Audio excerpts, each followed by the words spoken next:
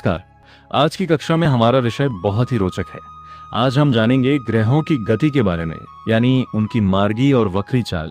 आप अपनी आंखें बंद करके पूरे ब्रह्मांड की कल्पना कीजिए, जहां सभी ग्रह सूर्य का चक्कर लगा रहे हैं। अंतरिक्ष में सूर्य, चंद्रमा, मंगल, बुध, गुरु, शुक्र और शनि, ये सातों ग्रह अपने अपने तय रास्ते पर एक निश्चित गति से आगे की ओर बढ़ते रहते हैं। जब ये ग्रह अपनी स्वाभाविक गति से सीधे सीधे आगे चलते हैं तो ज्योतिष में इनकी इस चाल को मार्गी कहते हैं। मार्ग का अर्थ है रास्ता, यानी अपने मार्ग पर सीधे आगे बढ़ना।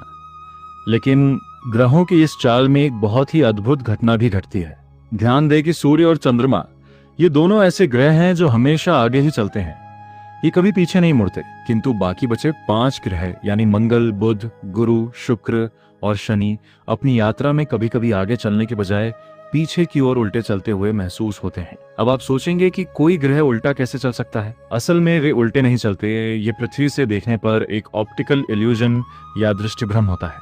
इसे ऐसे समझिए, जैसे आप एक तेज चलने वाली ट्रेन में बैठे हैं और बगल की पटरी पर एक धीमी ट्रेन चल रही है। जब आपकी ट्रेन उससे आगे निकलती है तो आपको लगता है कि दूसरी ट्रेन पीछे की तरफ जा रही है। बिल्कुल ऐसा ही ग्रहों के साथ होता है। जब पृथ्वी के सापेक्ष देखने पर कोई ग्रह उल्टा चलता हुआ प्रतीत होता है तो उस अवस्था को वक्री होना कहा जाता है। वक्री यानी उल्टा चलना। यह अवस्था बहुत महत्वपूर्ण होती है क्योंकि वक्री ग्रह की ऊर्जा बहुत गहरी और प्रभाव डालने वाली हो जाती है।